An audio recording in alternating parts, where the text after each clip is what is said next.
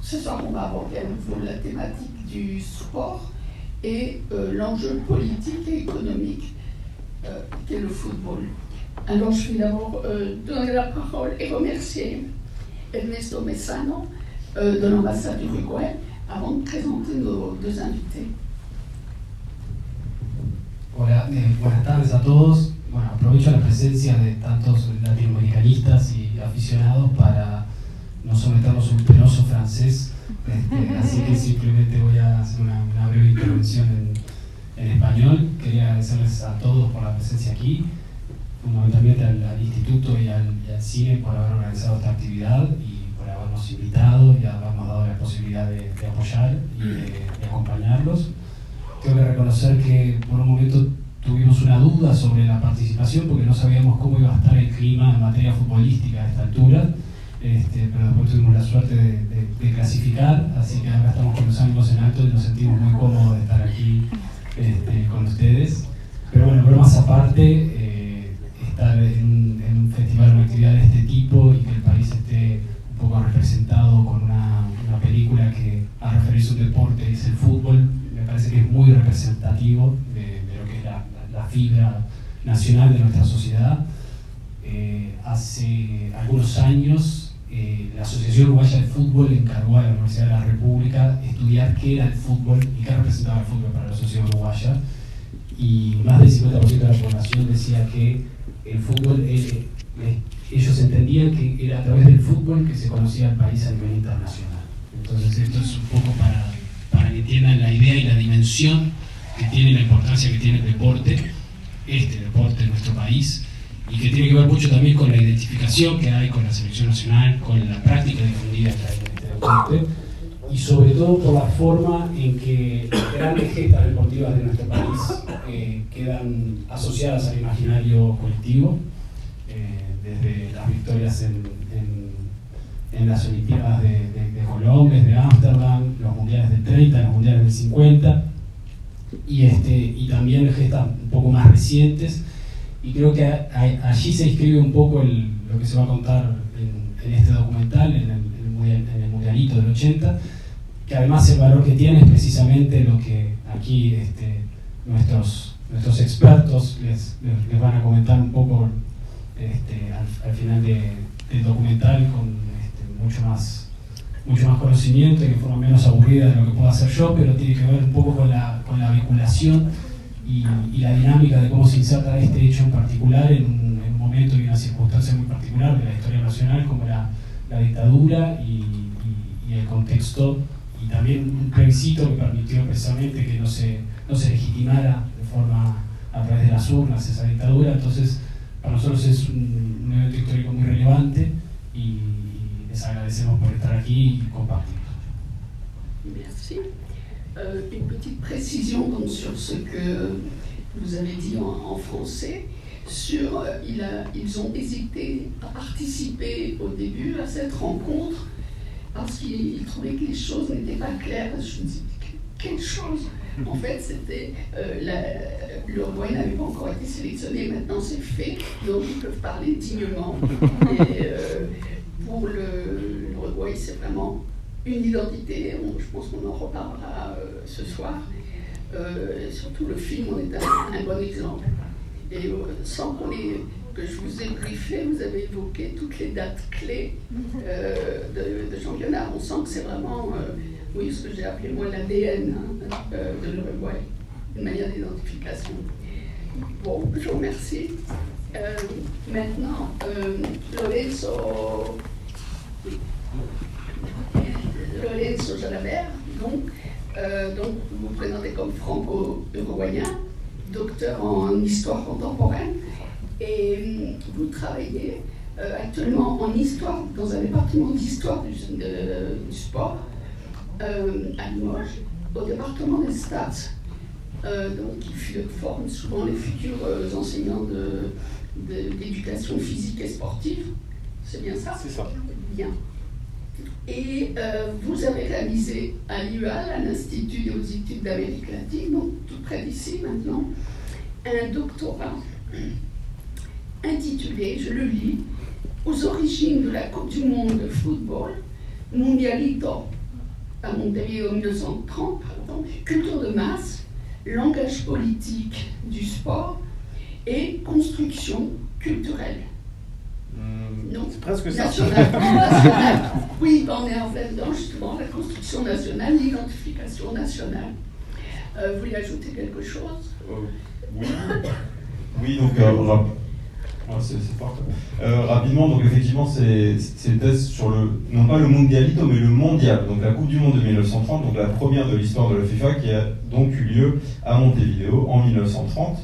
Et du coup, ma spécialité, c'est vraiment les origines du football dans le pays, donc depuis l'époque où les Anglais ont amené ce jeu à travers ces circulations de la fin du 19e siècle, jusqu'à la culmination de ce mondial en Amérique latine. Alors, avant de passer la parole à Denis, juste une petite précision sur ce que vous allez voir tout à l'heure. C'est un documentaire qui a été réalisé donc par un Uruguayen et pour un public avant tout uruguayen. Donc s'impose un petit exercice de contextualisation et notamment j'attire votre attention sur les premières images que vous allez voir où en fait on va parler, et ça mon camarade de l'ambassade l'a rappelé à l'instant, vous allez voir des images des Jeux Olympiques de Colombe de 1924 où l'Uruguay gagne son premier titre de champion du monde officiellement, enfin champion olympique, mais à l'époque c'est aussi le titre de champion du monde. Des images de 28 avec le championnat olympique d'Amsterdam et enfin de 1930. Ça c'est vraiment une époque glorieuse du football uruguayen qui a énormément influencé du coup la construction identitaire du pays. Ce qu'il faut retenir, c'est que à cette époque-là, l'Uruguay fête aussi son centenaire. Donc un centenaire, c'est un moment où on se pose des questions sur le passé, sur qu'est-ce qu'on célèbre, qu'est-ce qu'on veut mettre en avant de notre identité du coup. Et le football va jouer un rôle clé là-dedans. Donc tout ce que vous allez voir sur le Mundialito de 1980 du coup, en fait, entre en résonance avec ce passé-là et s'en nourrit. Alors bien sûr, les images que vous allez voir, elles sont très courtes parce que le public uruguayen en est complètement imbu. C'est-à-dire là-bas, tout le monde connaît cet épisode-là, tout le monde connaît les joueurs de cette époque-là. Je pense que si je vous demande les joueurs de l'équipe de France des années 20, je vous mets en peine. En Uruguay, non. En Uruguay, ça fait partie. Tout le monde connaît Nassassi, tout le monde connaît Varela pour 50, tout le monde connaît Andrade, etc., etc. Donc voilà. Et après, on aura le temps de discuter ensemble si vous avez des questions. Voilà, je vous remercie. Peut-être, qu'est-ce que c'est qu'alors ce que l'on va voir, le Mundialito? Alors, le Mundialito, donc, qui veut dire effectivement petit mondial, tout simplement. Alors, c'est pas son véritable nom. Le véritable nom, c'est Copa de Oro, la coupe en or.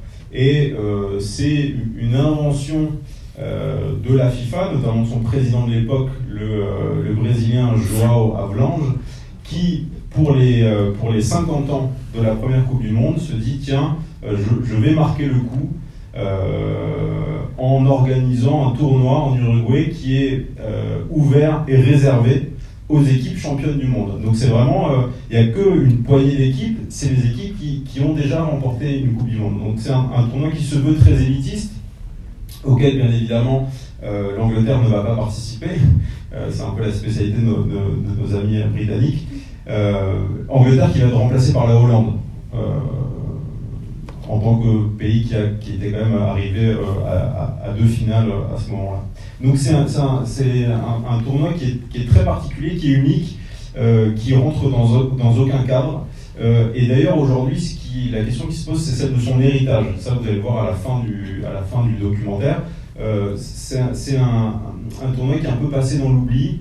C'est un tournoi qui a eu lieu assez loin des centres du football, notamment économiquement, c'est-à-dire l'Europe. Et aujourd'hui, voilà, le Mundialito, on le connaît en Uruguay, parce qu'il a été joué là-bas, il a été remporté par les Uruguayens. En plus, dans ce moment politique qui est très particulier, mais pour le reste du monde, c'est un peu un ovni. On ne sait pas ce que c'est, on ne sait pas s'il y aura une deuxième édition, on n'en sait rien. Donc c'est un objet étrange en termes d'histoire de sport. Merci. Donc, le dernier invité, Denis. Donc, Denis Marquet est sociologue, professeur à la Sorbonne Nouvelle, est membre de l'Institut des hautes études d'Amérique latine. Comme sociologue, il a publié beaucoup de choses autour de tout ce qui était un peu populaire plutôt, les masses, on va dire. Enfin, je résume ça en 2 mots. Bon, mais ce que j'ai découvert, et je suis très reconnaissante de vous avoir ce soir tous les deux, si vous publiez très prochainement en Uruguay un livre qui est ici en attente, mais en attente, effectivement, je crois comprendre que ça peut durer, presse universitaire allez sur les sites de Nanterre. En revanche, en Uruguay, oui, c'est chaud, ça va très bientôt sortir. Donc, de nos 2 invités, la dictadura desde Francia, donc la dictature depuis la France, un travail à partir d'archives de la diplomatie française. Quant à la dictature et la période qui a conduit au coup d'État de 73. Bonsoir. Et qu'est-ce que je dois dire d'autre? Alors, le contexte de ce championnat donc, de 1980, comme ça a été dit, c'est la dictature, une dictature militaire, qu'en Uruguay on aime dire civico-militaire, civils et militaires au pouvoir, qui ont donné un coup d'État en 1973. Et c'est une situation tout à fait particulière, pas singulière pour l'Amérique latine. Ses voisins, et notamment l'Argentine, a connu énormément de révolutions et d'interruptions de l'ordre constitutionnel. Ce n'est pas le cas de l'Uruguay, qui est un pays plutôt stable dans le contexte de la région, qui est un pays qui a un niveau de vie, disons, un peu meilleur que beaucoup d'autres pays de l'Amérique latine. C'est très difficile de donner un contexte quand on ne connaît pas le public, on ne sait pas si on dit des banalités que tout le monde connaît déjà, ou si on dit des choses totalement inintelligibles. Mais je crois effectivement que le film donne pour acquis énormément de choses qui ne le sont pas.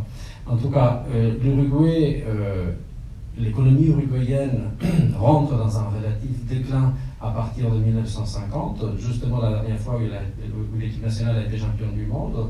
Et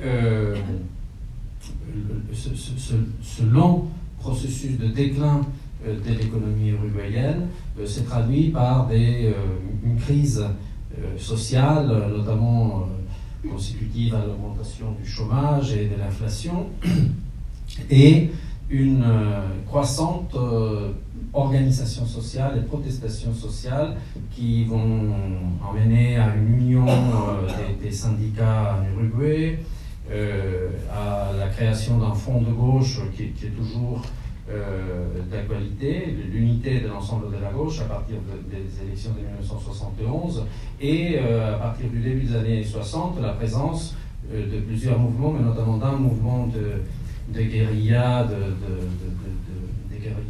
donc un groupe armé, les Tupamaros, dont vous avez peut-être entendu parler, José Mujica, l'ex-président de l'Uruguay, et qui cette conflictualité va conduire à un durcissement de la répression, à un régime de plus démocratique, mais de plus en plus autoritaire, avec des mesures de restriction des libertés publiques et une répression croissante qui va finir par amener les forces armées à prendre le pouvoir donc en 1973. Et cette dictature dure 11 ans, jusqu'en 1985.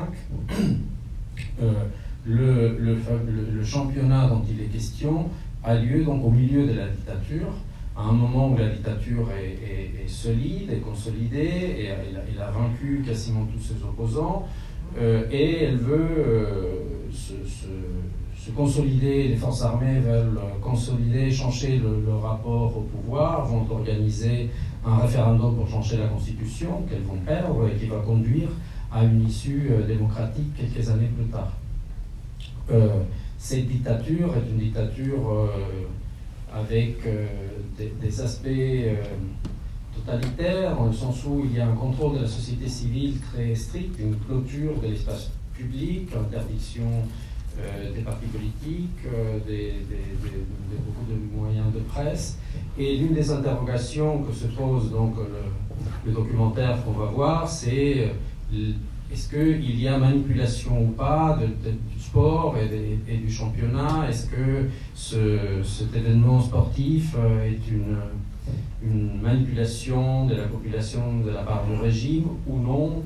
Voilà, tous les liens qu'il y a entre sport et gouvernement autoritaire sont un peu en arrière-plan et parfois très explicitement posés par les différents intervenants dans le film, par le réalisateur en dernier ressort.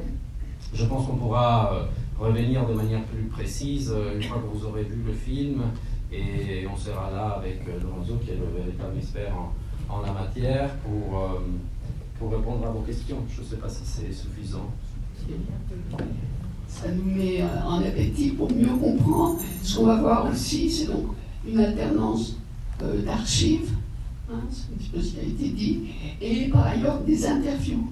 Donc on a des grandes figures politiques, que ce soit contre le référendum, pour le référendum, des membres du football, des individus donc, du monde du football, l'ancien président Mujica, etc. Donc c'est une panoplie, et c'est effectivement un montage très rapide, parce que ça, je pense que pour les Uruguayens, ce sont des figures connues. Et pour terminer là-dessus, l'affiche donc, que vous voyez, c'est la mascotte du film. Donc on a substitué l'urne, on a mis l'urne plutôt à la place de la mascotte d'origine, où il y avait, je ne sais plus si on la voit exactement, on avait le ballon rond et tout autour le soleil, que l'on retrouve sur le drapeau. Donc ça donne aussi le ton du film, c'est une lecture différente. Et je pense aussi qu'effectivement dans le film, on a une double lecture, parce qu'on a deux niveaux.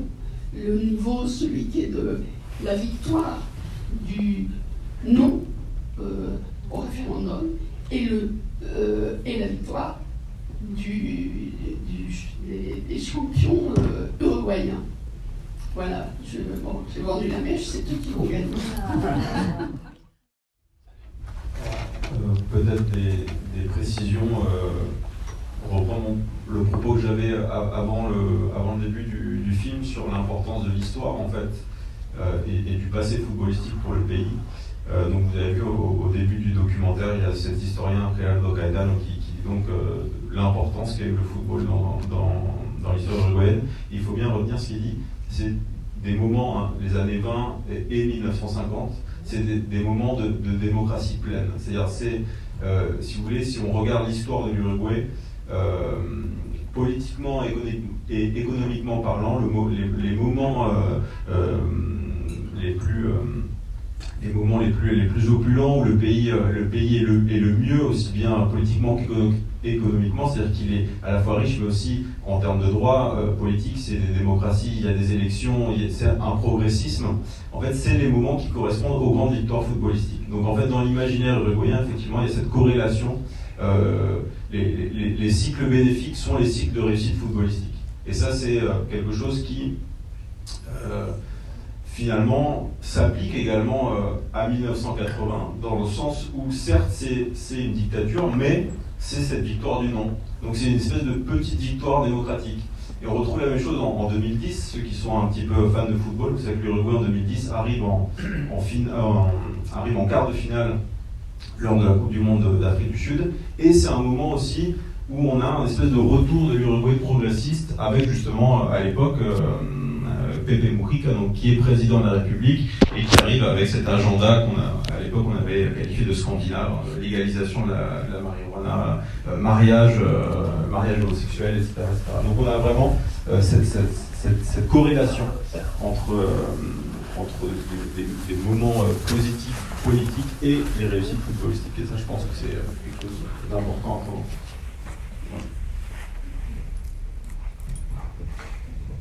Non, un tout petit mot en regardant le film.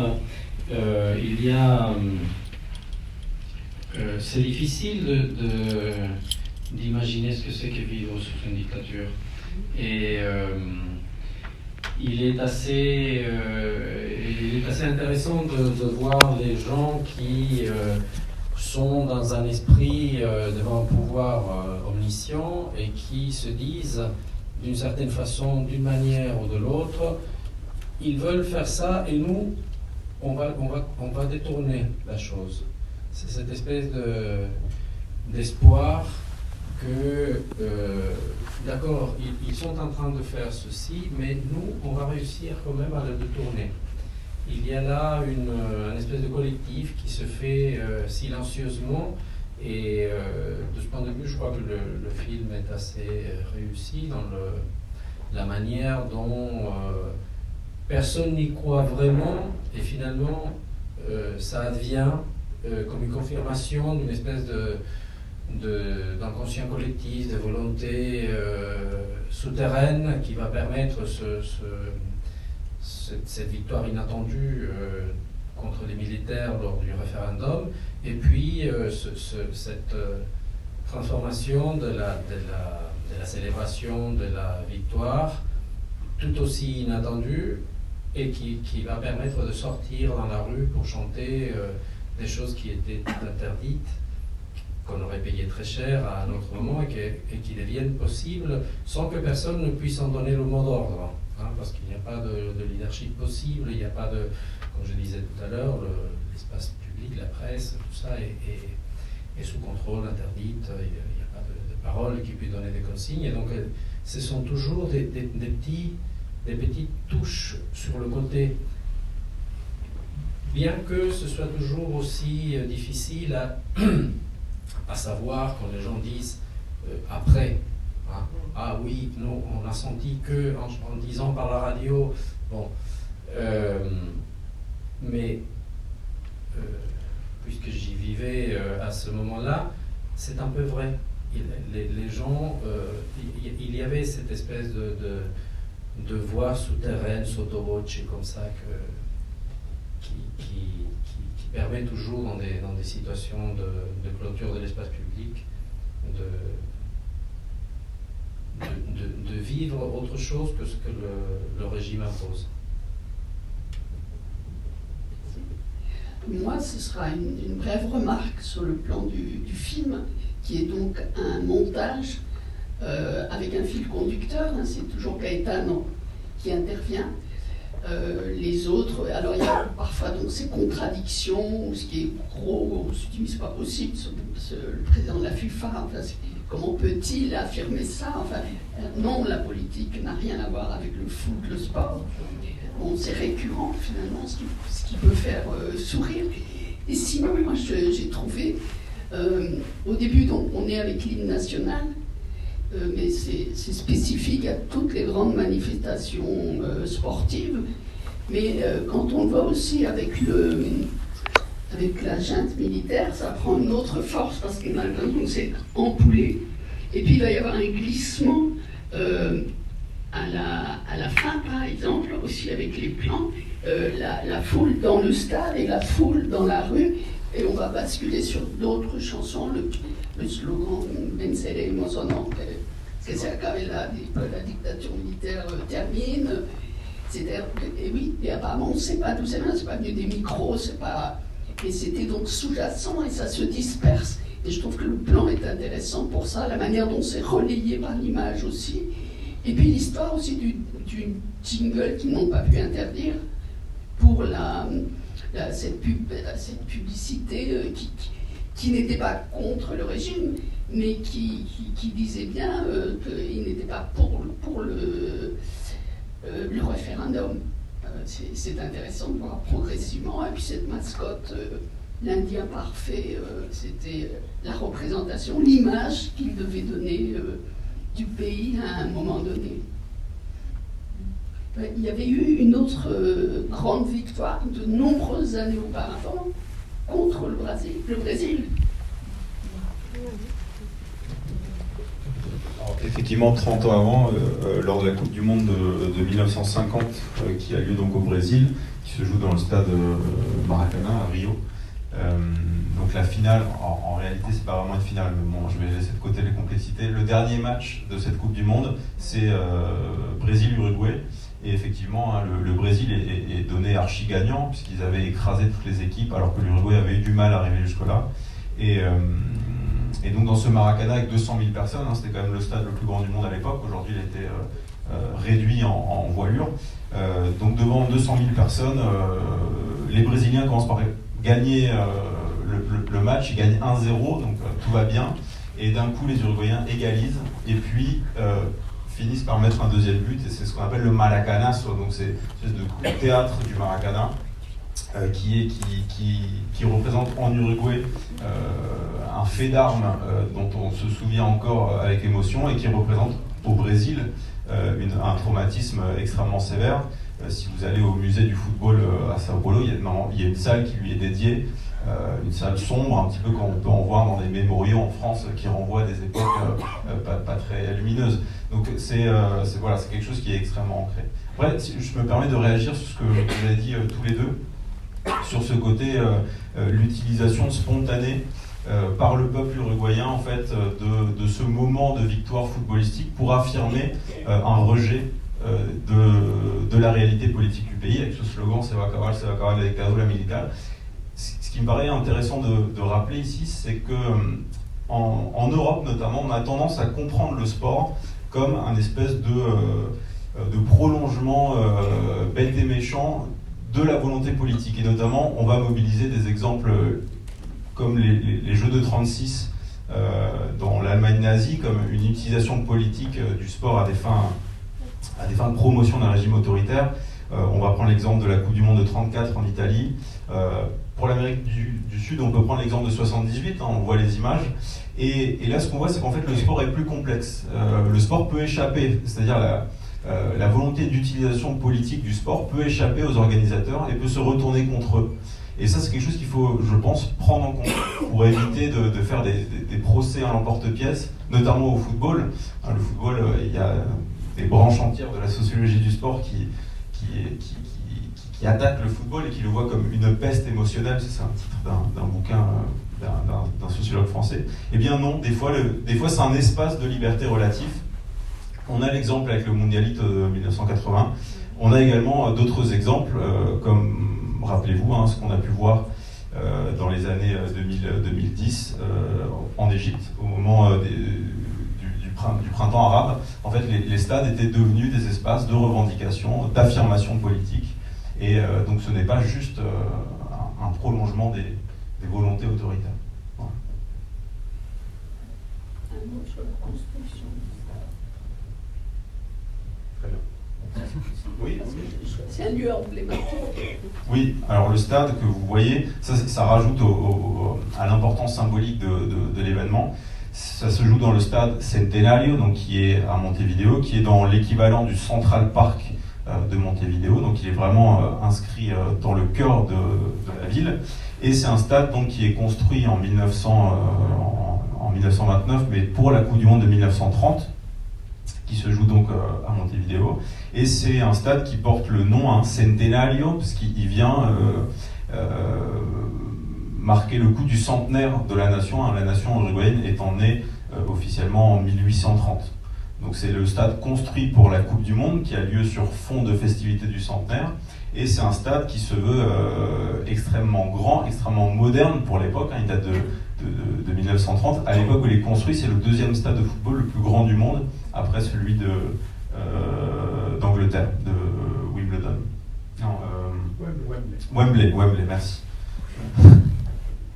Ouais, W, c'est pas mon truc. Et c'est un stade qui dans ses lignes, il est très...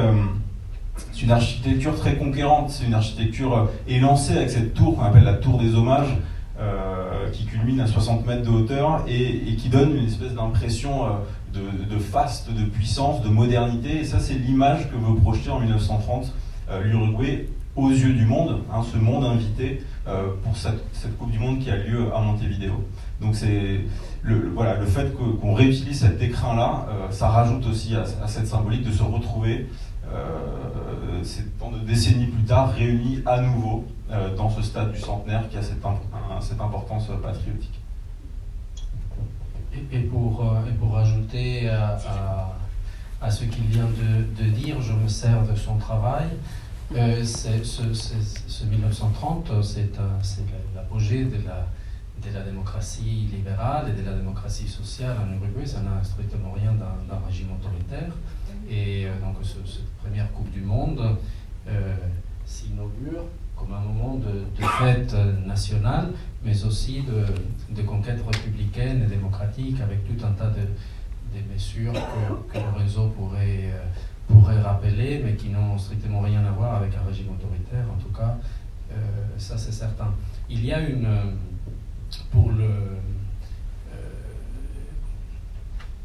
Je vais dire des choses un peu plus en sociologue, c'est plus difficile que de rappeler des faits, mais par exemple, il y a quelques jours, je discutais avec une amie argentine, on discutait de nos vies de tous les jours, et elle est dans une situation difficile. Elle disait que l'Argentine, qui est en crise aujourd'hui, elle dit « me corren el arco todos los días », c'est-à-dire on me change les cages, et donc je ne sais plus vers où aller, où est-ce que je dois marquer.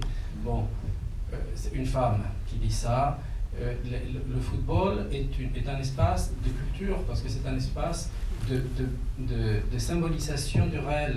C'est un espace c'est une machine à faire des métaphores qui permettent de comprendre la politique, la vie quotidienne, la vie amoureuse, les exploits nationaux, les crises. Tout peut être dit par le langage du football, et tout se joue symboliquement beaucoup de choses, en France et en Europe aussi.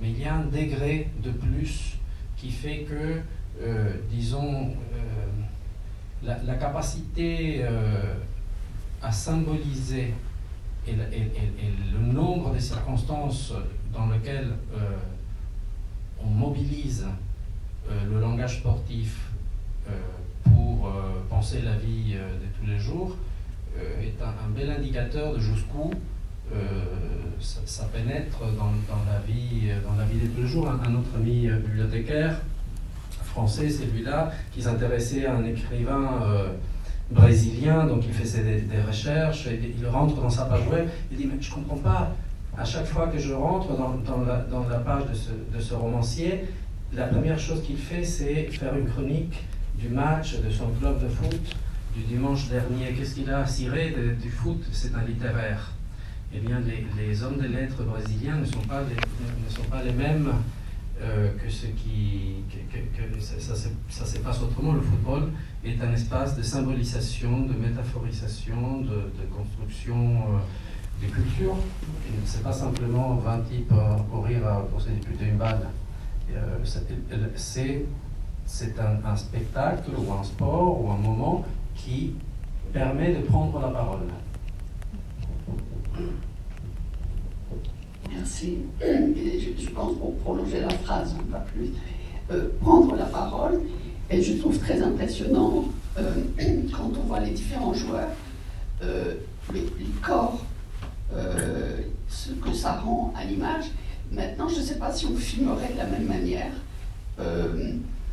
les athlètes, c'est-à-dire souvent, ils se regroupent, ils courent, bien sûr, mais quand on les regroupe maintenant, je vois, ils sont tatoués, il y a une évolution aussi de cette représentation. Une petite parenthèse que j'ai faite ces jours-ci, il n'y a pas beaucoup de femmes interviewées, je n'en ai pas vu une seule. Voilà. Il est responsable de relations presse. Oui, c'est vrai, non, oui, qui n'avait pas pu. Mais quand on voit les images de 1980, on remarque beaucoup de femmes dans le stade. Je ne sais pas si vous avez fait gaffe aux images. Et ça, quand on confronte ça avec la réalité européenne du football, c'est assez marquant. Et ça montre aussi la place du coup qu'a ce sport en Amérique latine et en Uruguay plus particulièrement. Oui. J'ai une petite question. Bonsoir, merci beaucoup pour cette projection. Alors en regardant le documentaire, je me suis demandé quand même tout au long tout au long du documentaire, est-ce que finalement le régime militaire n'a pas fait une erreur en organisant le plébiscite avant le Mundialito? Et je sais qu'on ne peut pas faire de politique fiction et qu'on ne peut pas refaire l'histoire, mais je me suis posé cette question, je me suis dit, qu'est-ce qui se serait passé si le plébiscite avait été organisé après la victoire de l'Uruguay? Est-ce qu'à votre avis, ça aurait changé quelque chose? Et d'ailleurs, c'est une question de curiosité, je ne crois pas qu'on ait les résultats du plébiscite, j'aurais voulu savoir si... 57. Ah oui, d'accord. 57 ? Ah oui, c'était quand même une large victoire. Donc voilà, je me posais cette question. Et puis sur ce que vous disiez vous dites que donc les victoires footballistiques sont associées à des moments démocratiques, enfin des moments...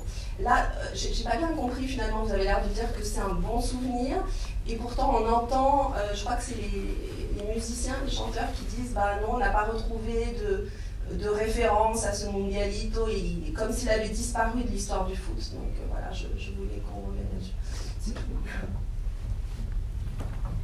La parole tout de suite à Lorenzo qui pourra expliquer plus concrètement, mais il est difficile d'imaginer que la chronologie de tels événements puisse être aussi bien calculée, y compris par un régime militaire.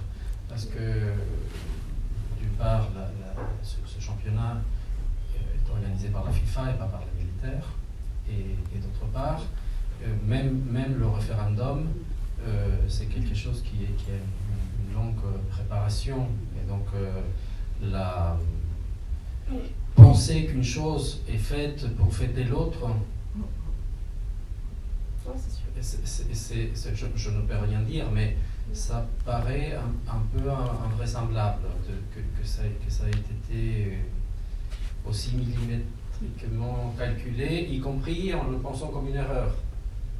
Il y a quelque chose d'un concours de circonstances, je crois.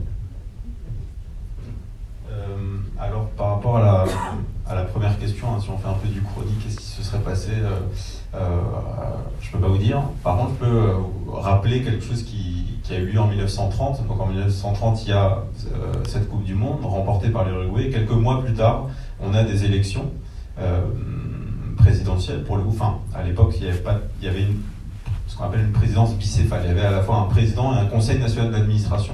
C'est d'ailleurs pour ça qu'on appelle l'Uruguay la Suisse d'Amérique. Bref.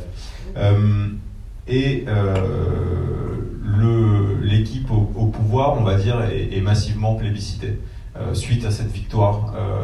Donc effectivement, peut-être qu'on peut se poser la question, si l'Uruguay avait gagné, est-ce que ça n'aurait pas appuyé les militaires?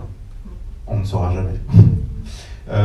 Pour répondre à la deuxième question, ce que je voulais dire, c'est qu'en fait, ce Mundialito, il se différencie notamment, si on prend l'exemple argentin, par exemple, 2 ans plus tôt en Argentine, on a une Coupe du Monde, on a un pouvoir militaire qui clairement utilise ce moment-là, avec ces images hein, de Videla là, qui va embrasser les joueurs sur le terrain, la coupe dans les mains, et du coup, on a en Argentine encore aujourd'hui une espèce de mémoire un petit peu controversée sur...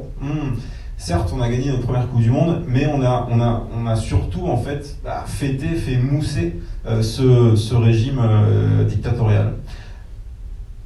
Le Mundialito est différent, parce qu'en fait, si on garde la mémoire de cet événement, on peut le comprendre aussi comme cette victoire démocratique, entre guillemets, du non au plébiscite.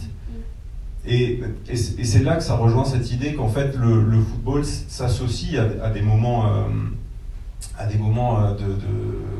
alors, pas de plénitude démocratique dans ce cas-là, mais de progressisme en fait. On a gagné quand on a dit non à la dictature. On a gagné après avoir fait perdre les militaires dans leur propre référendum, ce qui est quand même assez cocasse, vous serez d'accord.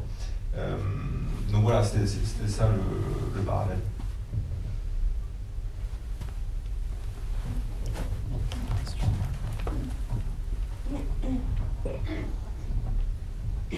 Alors j'avais plusieurs petites questions par rapport au film. Je ne suis pas du tout spécialiste d'Amérique du Sud, je suis plutôt spécialiste des États-Unis, vous me pardonnerez j'espère. Et du coup j'avais une question par rapport à la réaction de Maradona par rapport à l'Argentine, les relations entre l'Argentine et l'Uruguay.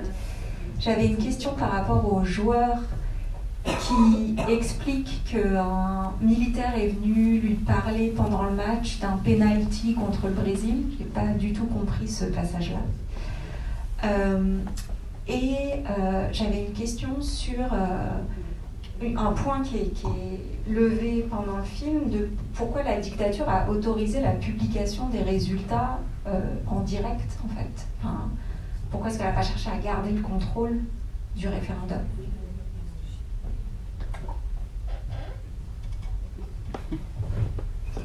À propos de la dernière, c'est la dictature militaire uruguayenne est une dictature un peu complexe dans la nature du régime. Pour la même raison qu'elle a organisé un référendum ou un plébiscite pour une réforme constitutionnelle, tout en clôturant l'espace public et en rendant toute concurrence électorale fausse, respecte les résultats, ne triche pas, les publie. Bon, il y a ce côté-là qui est une marque de fabrique du régime autoritaire en Uruguay, qui le distingue d'ailleurs d'autres dictatures. Ce serait complexe de le développer, mais les militaires uruguayens sont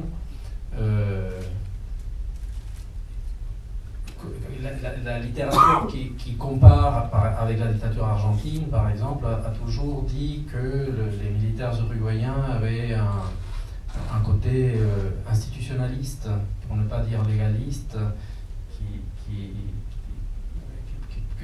c'est une affirmation qui peut se tenir comparativement à la méthode répressive utilisée en Argentine, qui est d'autre côté un peu difficile à admettre parce que la torture pratiquée en masse, les arrestations arbitraires, la répression illégale, la rupture de l'ordre constitutionnel, etc., toute une série de choses. Mais il y avait cette volonté, c'est pour ça que j'ai parlé de quelques aspects un peu totalitaires qui voulaient passer par le droit, par l'institution légale d'un régime de la dictature uruguayenne. Donc peut-être que on ne le saura jamais, mais peut-être la conviction qu'ils allaient gagner leur a fait préparer une cérémonie de célébration de résultats qui ne s'est pas avérée. Donc voilà, mais c'est difficile à savoir, mais il y a une spécificité du régime dictatorial uruguayen qui peut peut-être expliquer ça. Je me permets de dire quelque chose autour de Maradona.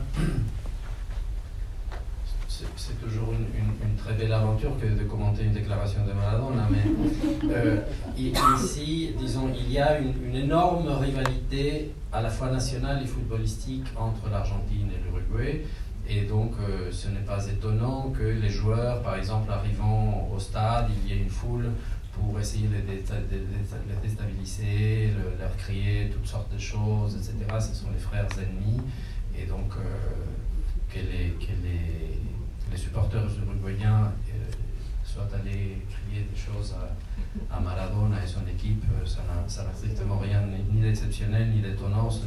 C'est ce qui arrive couramment et ce à quoi s'attendent toutes les équipes qui traversent le Rio de la Plata pour jouer. Et par contre, Maradona a dit quelque chose d'assez juste. Les Uruguayens sont très aimés, respectés et salués côté porteño du fleuve. Ce n'est pas pareil dans l'autre sens. C'est comme ça que ça se joue, mais c'est tout à fait inoffensif. Il n'y aura pas de guerre. Alors effectivement, c'est une relation du coup très asymétrique. C'est deux pays qui sont considérés frères. D'ailleurs, le terme est utilisé pendant le film, enfin pendant le documentaire. Historiquement, en fait, c'est le même substrat colonial. C'est-à-dire c'est ce qu'on appelait le virreinado du Rio de la Plata. C'était un seul et même tout. Et en fait, les aléas de l'histoire ont fait que finalement l'Uruguay devient un pays indépendant et n'intègre pas ce qui donnera ensuite l'Argentine. Donc en fait, en Argentine, parfois, on retrouve cette idée que l'Uruguay est en fait une province perdue. Et du coup, on regarde ça un petit peu avec amusement et parfois avec taquinerie en disant bon, voilà, vous devriez faire partie de l'Argentine. Et en Uruguay, par contre, et c'est ça la relation asymétrique dont parle Denis et qu'évoquait Maradona, c'est qu'en Uruguay, il y a une volonté de se démarquer beaucoup plus fortement des Argentins. Il y a un rejet beaucoup plus fort de l'Argentin dans cette rivalité, et c'est pour ça que, ma foi, ces Argentins qui vont en Uruguay, ils disent mais pourquoi vous nous traitez comme ça? Nous, on n'est pas aussi hostile. Et après, effectivement, ça s'inscrit dans une continuité historique de rivalité sportive. En 1930, on l'a pas rappelé tout à l'heure, mais la finale de 1930 de la Coupe du Monde à Montevideo, c'est Argentine-Uruguay. Et c'est l'Uruguay qui gagne. Et l'Argentine, en quittant Montevideo, dit sensiblement la même chose que Maradona. Ils disent ici, c'est tous des sauvages, on nous traite n'importe comment, on revient plus jamais. Si vous voulez, c'est tout à fait traditionnel ce qu'a dit Maradona.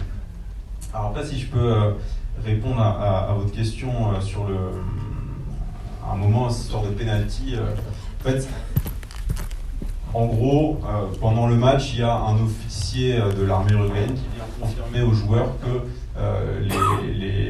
les membres de la Junta, donc les dirigeants militaires, leur ont accordé cette volonté d'avoir chacun une voiture en récompense. Alors ça m'amène sur un point que j'ai trouvé très intéressant dans ce film, c'est que autant il y a une lecture politique du sport à un niveau étatique, à un niveau populaire aussi, qui peut être réinvesti, autant on a ces acteurs, les footballeurs, qui en fait sont pris dans ce jeu-là et qui en fait jouent à autre chose. Et ça c'est très intéressant. Si vous avez retenu les témoignages des joueurs uruguayens, il y en a qui sont presque scandaleux, quoi. Il y en a un, l'ancien capitaine de l'équipe, il dit quand même il y a des gens dans ma famille qui ont eu des problèmes avec les militaires, c'était mérité. C'est leur faute, il faut qu'ils payent. On a aussi ce grand joueur brésilien, Socrates, qui dit le joueur de football en fait n'est pas politisé. Ça ne rentre pas dans les vestiaires. Il prend cet exemple avec le journal. Lui lisait la partie économie politique et les autres non, jamais. Et du coup on a vraiment ce déphasage entre l'importance que donne la population ou l'importance que donne l'État et notamment toutes les lectures politiques derrière à l'événement sportif et en fait la réalité du joueur qui est là pour mettre des buts. Et dans le cas, et ça c'est assez drôle, dans le cas de celui qui demande des voitures, en fait il a une attitude purement matérialiste. En fait il se dit qu'est-ce que je peux tirer de tout ça? Une bagnole. Et donc il va demander aux militaires une voiture. Et Socrates, je crois qu'il a raison quand il dit qu'aujourd'hui ça n'a pas changé. Aujourd'hui, les joueurs de foot, je crois que c'est toujours un petit peu la même chose. Ils sont avant tout dans leur sport, dans leur carrière personnelle, et ils sont assez imperméables pour la plupart aux enjeux que nous, personnes extérieures, pouvons projeter dans le football. Pour pas trop chercher sur les épaules des footballeurs, il y a un magnifique livre de Esteban Bourg qui s'appelle Trauermarsch, qui raconte une tournée de l'orchestre de Paris au Brésil et en Argentine pendant les dictatures, et notamment en Argentine. Ça pose énormément de problèmes parce que Ariane Mouchkine, donc la créatrice du Théâtre du Soleil, écrit aux membres de l'orchestre de Paris une lettre pour leur dire de ne pas aller remplir de musique le silence laissé par les disparus sous la dictature de Videla.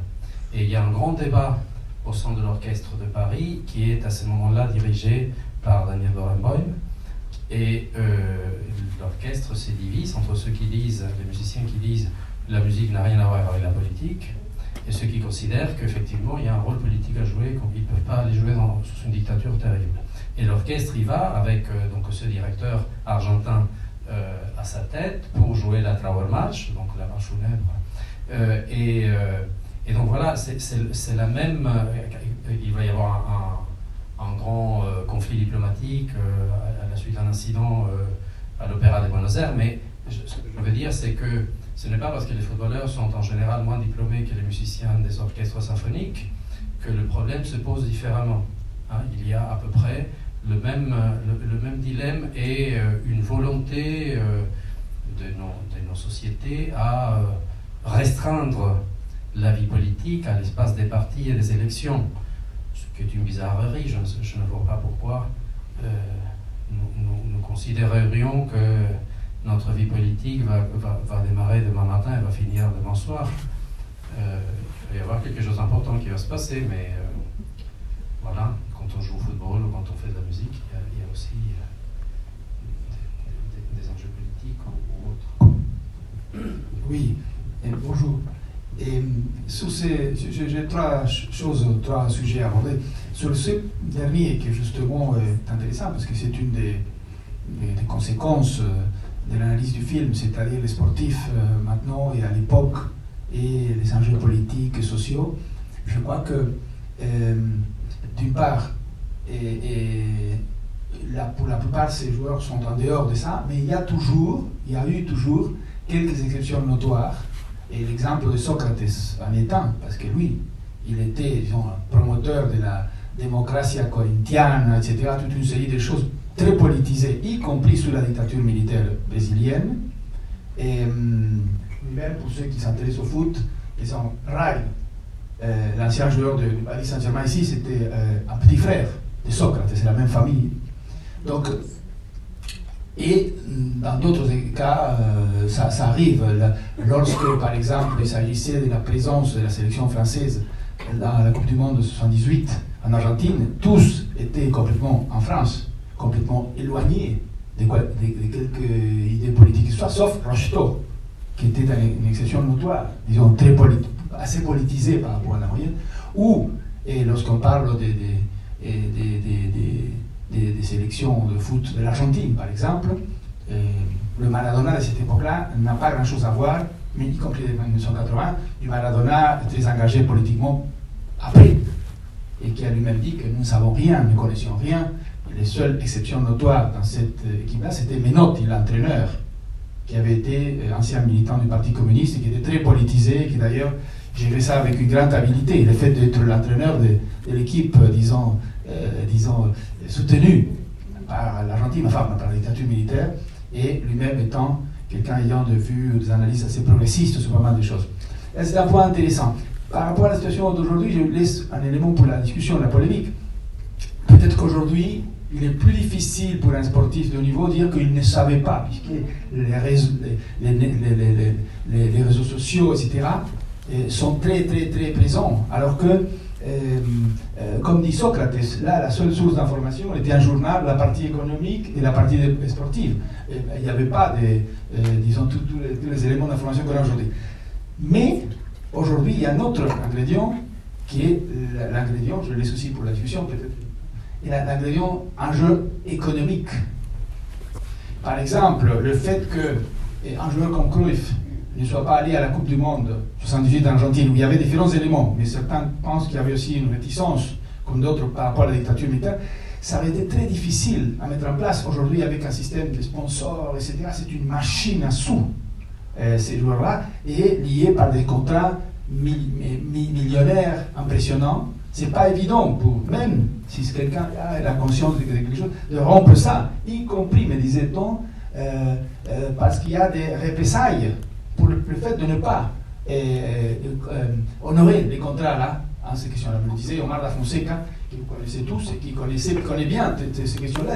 C'est une sacrée allie de dire aujourd'hui un grand boxeur, je ne veux pas à la guerre, etc., avec tous les engagements qu'il y a derrière. Donc c'est une discussion. Deuxième point, très très rapide. Je trouve ce qu'a dit Denis très très intéressant. Les régimes militaires et leurs pratiques politiques et la tradition institutionnelle ou institutionnaliste des pays. Puisque vous pouvez rapprocher le fait qu'il y a eu la consultation électorale, etc., au plébiscite au Chili en 88, alors que Pinochet, dictateur, meurtrier, etc., tout ce que nous savons, cependant ouvre une voie de légitimation politico-électorale en 88 pour prolonger son séjour au pouvoir, et il échoue. Et comme dans le cas de l'Uruguay, même la presse internationale va se moquer de lui. Il a lancé une course. Il courait tout seul et il est arrivé deuxième, a-t-on dit, à peu près comme. Donc, par contre, on pourrait multiplier. La littérature brésilienne organise même un système de partis et une façon de représentation de la complexité fédéraliste du pays. Alors que l'Argentine, par exemple, qui n'a pas cette tradition-là, institutionnelle, nationaliste, essaie de se légitimer par une guerre, la guerre de Malvines, par exemple.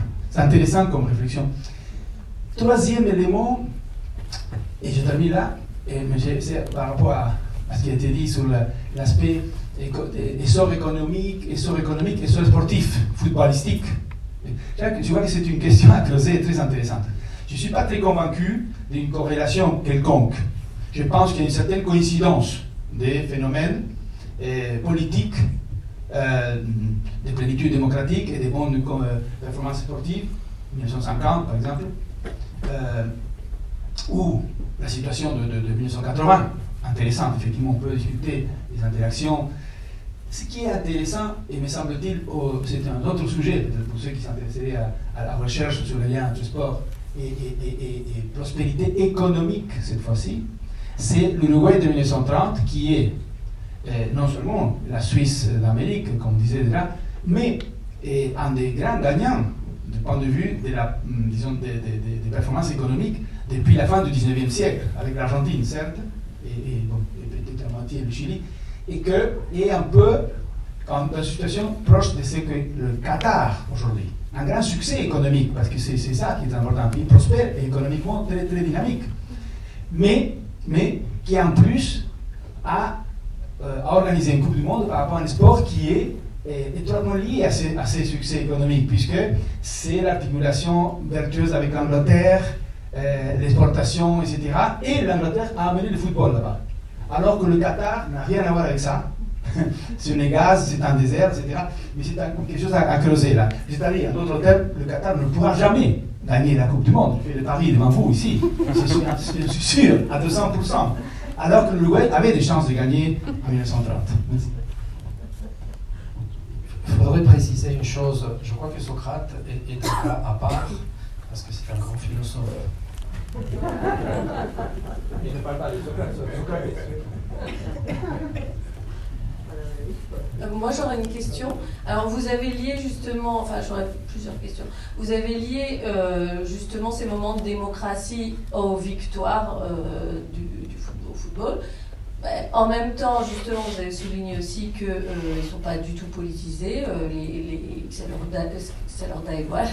leur est égal de gagner aux footballeurs. Donc comment vous l'expliquez? Alors il y a la partie économique peut-être. Après, j'ai une autre question aussi concernant le plébiscite. Est-ce que finalement, les militaires qui sont au pouvoir n'ont pas toujours l'impression que c'est sûr qu'ils vont gagner? On voit quand même que ça fait très peur de dire qu'on va voter non. Et en 80, il y a, il me semble aussi, un plébiscite au Chili qui est largement remporté pour le changement de constitution. Et enfin, est-ce que vous pouvez nous parler un peu de la position du président de la FIFA et sa réaction face aux questions, etc. Et continuer aussi à parler de la position de la FIFA au cours du temps, juste pour justement voir qu'il y a peut-être une évolution par rapport à la politisation des gens ou pas, et au fait qu'avec Internet, c'est difficile de dire « moi je lis pas ce qui est politique ». J'ai parlé récemment avec une de mes amies qui est chanteuse et qui m'a dit « nous, on annule tous nos concerts en Russie à l'heure actuelle ». Donc peut-être que ça a changé aussi un petit peu justement parmi les acteurs de la culture. Or là, la Coupe du Monde, si je ne me trompe, elle va être organisée au Qatar, dans un pays qui pose quelques problèmes du point de vue de la démocratie. Et donc, quelle est la position de la FIFA et quelle est aussi la position des footballeurs à l'heure actuelle? Est-ce que c'est vraiment toujours la même chose? Est-ce qu'ils ne prennent pas position? Je ne connais pas grand-chose au foot, j'avoue, donc peut-être que c'est une question... Oui, c'est une vaste question et y répondre est assez compliqué parce qu'il y a plein de cas d'exemples précis et de contre-exemples possibles. Après, la position historique de la FIFA, c'est un petit peu effectivement celle d'Avalanche, mais la question s'était déjà posée dans les années 30 avec l'Italie de Mussolini, avec l'Allemagne de Hitler, et la position typique, d'ailleurs partagée à l'époque dans les années 30 avec le CIO, c'est la séparation pure et nette du sport et de la politique.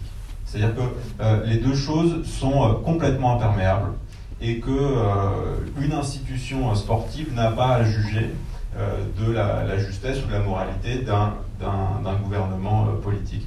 Donc ça, c'est le prolongement de cette position, c'est ce qu'on retrouve dans Havelange, qui quand même, rappelons-le, est le président de la FIFA au moment de la Coupe du Monde de 78 ans en Argentine, avec toute la campagne d'appel au boycott qu'il y avait eu, notamment en Europe. Et c'est le président de la FIFA en 80, donc voilà. Donc c'est quelqu'un, et d'ailleurs on le sent, il est mal à l'aise, on commence à lui parler du nombre de militaires dans le comité, il dit « Ah, je vous arrête, moi je ne parle pas de politique ». Donc il a identifié un problème. Alors par contre, il y a une évolution, et vous l'avez peut-être entendu, mais justement vous parliez du contexte actuel avec la Russie et l'Ukraine. Certes, la Coupe du Monde 2022 aura lieu au Qatar. Certes, le Qatar a manifestement du sang sur les mains de tous ces ouvriers qui sont morts sur les chantiers qataris. Mais quand on regarde cette Coupe du Monde, eh bien, la Russie a été expulsée. C'est-à-dire la Russie ne participera pas à cette Coupe du Monde suite à une décision de la FIFA. Ça, c'est une espèce de précédent incroyable. C'est un raz-de-marée, en fait. Dans cet apolitisme du sport, le fait que la FIFA ait pris position pour sortir la Russie, c'est quelque chose d'extrêmement fort. Alors après, il y a plein de degrés de lecture. Hein. Est-ce que c'est une prise de conscience? Est-ce que c'est la pression des États-Unis, ce qu'il ne faut pas oublier? Il y a quelques années, il y a eu des affaires de corruption au sein de la FIFA qui ont été enquêtées par les autorités états-uniennes. D'ailleurs, il y a beaucoup de dirigeants sud-américains de football qui sont en prison en ce moment à cause de ça. Donc peut-être qu'il y aurait différents niveaux de lecture. Mais en tout cas, voilà, aujourd'hui, on assiste à quelque chose de totalement nouveau. Après, en ce qui concerne les joueurs eux-mêmes, effectivement, au-delà des footballeurs, les athlètes en règle générale, et d'ailleurs là je pense à des interviews qui avaient été faites dans les années 80 au moment des JO à Moscou, où on demandait aux Français est-ce qu'il faut y aller ou pas. Et en fait l'athlète français dit je me suis entraîné, moi j'ai rien à voir là-dedans, moi j'y vais.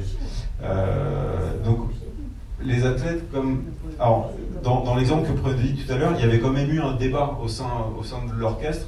J'ai l'impression que chez les footballeurs, ils sont plus dans cette image du Maradona jeune, en fait, où voilà, il n'est pas encore politisé, ça lui passe au-dessus de la tête. Et là, je repense à quelques interviews que j'avais suivies notamment d'un joueur bien connu, Cristiano Ronaldo, je me souviens, il était sur un plateau où on lui demandait une question un petit peu épineuse autour des enjeux économiques, du sport, de la corruption, et le mec il dit moi je suis pas là pour parler de ça, moi je suis là pour jouer, le reste ça m'intéresse pas. Donc j'ai l'impression que ça, certes l'information circule plus, on peut pas juste faire semblant de ne pas voir, mais la prise de conscience, j'ai l'impression qu'elle n'est pas encore là, chez nos footballeurs. On va prendre une dernière question et ensuite on vous propose de continuer la discussion autour d'un petit pot à la sortie de la salle si ça vous va. Enfin, si Denis veut. Je suis pour. Okay. Il y a une. Lorenzo pourrait parler certainement pendant des heures, mais moi je ne crois pas que l'information par Internet, l'accès à l'information par Internet soit et que des qualités vertueuses par rapport à la prise de conscience. C'est-à-dire il suffit de voir ce qui se passe avec la guerre aujourd'hui ou toute autre chose. Mais il me semble que c'est une question que je te pose, Lorenzo, qu'il y a, je ne sais pas si c'est du fait que les grands clubs sont devenus des entreprises, ou si ce sont les institutions du football comme la FIFA ou la Conmebol, mais il y a un contrôle sur la parole des footballeurs qui sont y compris sanctionnés économiquement parce qu'ils tiennent par exemple un propos considéré raciste dans leur compte Instagram ou je ne sais pas lequel, et il y a des sanctions qui s'appliquent presque automatiquement, y compris sportivement. Ils peuvent être suspendus, des matchs, ils peuvent être sanctionnés avec des amendes, des choses comme ça. Et je ne sais pas si je me trompe ou si c'est un phénomène relativement nouveau aussi. Il y a un contrôle de la parole du joueur qui n'a aucune liberté publique, c'est-à-dire il ne peut pas s'exprimer librement comme un citoyen lambda en disant ce qu'il pense, parce que son rôle, on considère que qu'il y a un rôle moral. C'est un peu ce qui réclame Socrate, Socrates, mais fait à l'inverse. Lui, il réclame plutôt une formation, un accès à une syndicalisation, une organisation des joueurs, etc. Là, ça vient du côté des entreprises qui veulent contrôler leurs employés. Je ne sais pas si je me trompe. Je réponds rapidement. Oui, je pense que tu as répondu à la question, Denis. Je pense que c'est lié... non, parce une dernière question, je pense qu'il y avait une question un peu. Mais c'est lié à l'image de l'entreprise, c'est-à-dire aujourd'hui les clubs sont des entreprises, comme toute entreprise qui font du washing et d'autres méthodes de marketing pour se donner une image. On a du mal aujourd'hui à se permettre d'avoir un joueur qui dit des choses ouvertement racistes, et notamment en fait quand on a ce contrôle qui est exercé sur la parole des joueurs, c'est surtout pour des affaires moins politiques et plus des affaires de mœurs en fait. Typiquement là récemment il y avait un joueur français, je crois, qui avait torturé son chat. Il avait frappé son chat, il avait filmé ça, il l'avait mis sur les réseaux. Et là, effectivement, le club, la fédération, les institutions lui sont tombés dessus. Il a eu des amendes, des suspensions. Mais c'est pour l'image du club. Mais on n'a pas ces joueurs comme le Maradona de fin de carrière qui ouvertement va défendre un projet politique à la cubaine ou qui va porter quelque chose de plus construit.